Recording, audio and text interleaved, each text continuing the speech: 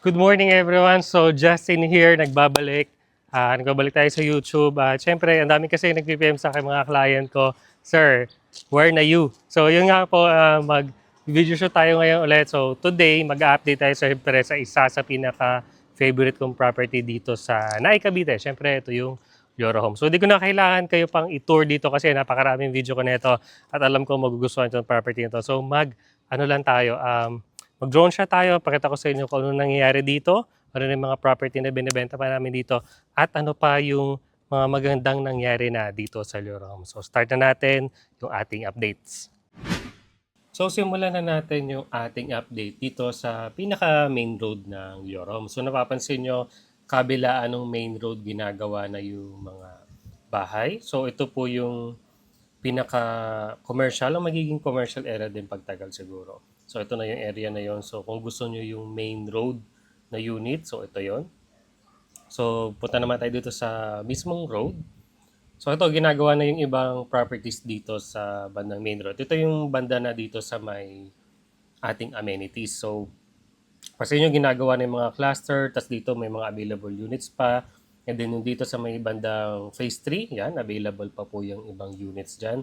At ang ating mga amenities is tapos na. So, nagagamit ang mga swimming pool, itong ating clubhouse is nagagamit na rin, and then yung covered court and parks and playground, yan. So, marami na pong nakatira dito sa ating community na to, dito sa Liora Home. So, marami nang gumagamit ng ating mga amenities.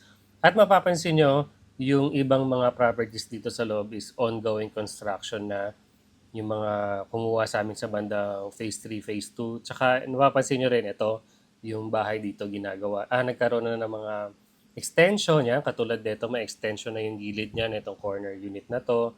At yung mga ibang bahay po dito sa Liora Homes. Sa mga nagtatanong kung pwede na i-extend. Yes, may mga na-extension na po ng mga bahay. Katulad nitong isang corner unit na to.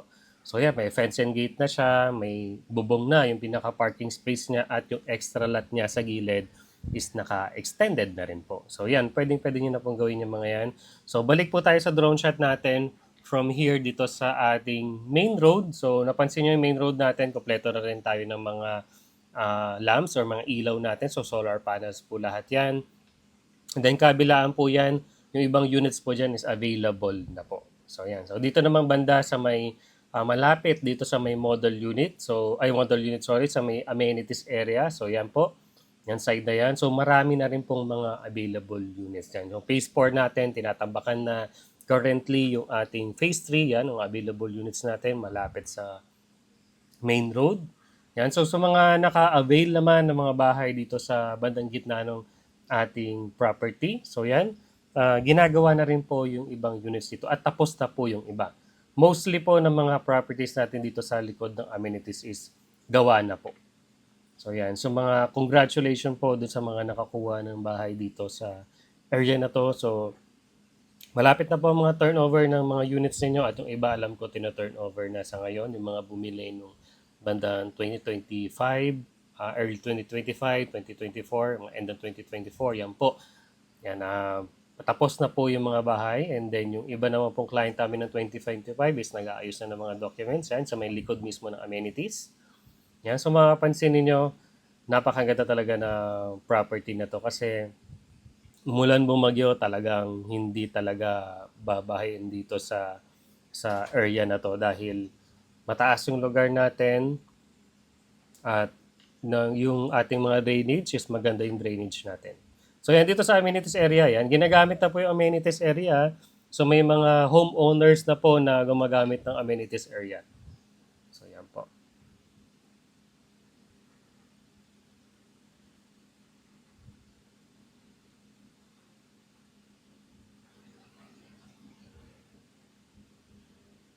At yung mga ibang unit po na nakuha dito sa main road na malapit sa may amenities area, so ongoing, iba doon, naka-turnover na. Yung likod na part nga po ng amenities, yan. So tapos na po siya. Yung ibang homeowners nakalipat na. Yung iba talaga may mga extension na sa unahan. May mga bubong na po yung iba. Mostly puro bubong lang yung nakita ko eh. Medyo mangilan-ngilan pa lang yung nag-extension na tawag dito, meron ng fence and gate, yan, medyo onti pa lang sila. So yan po yung update natin dito sa Loroms. I hope nakita mo yung bahay mo dun sa, kahit medyo mabilis, alam ko medyo nakita mo yung bahay mo na ginagawa na or gawa na. So congratulations po sa inyo. At ito na po yung update natin para dito sa Loro Homes.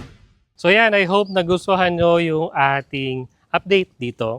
Onting update lang naman yan dito sa Loro Homes. So kung may mga question kayo about this property, kindly contact us.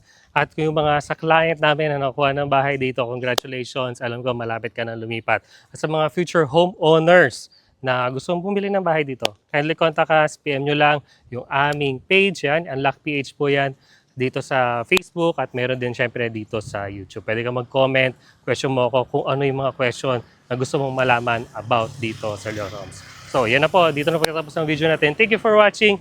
I hope you like this video and see you on the next one.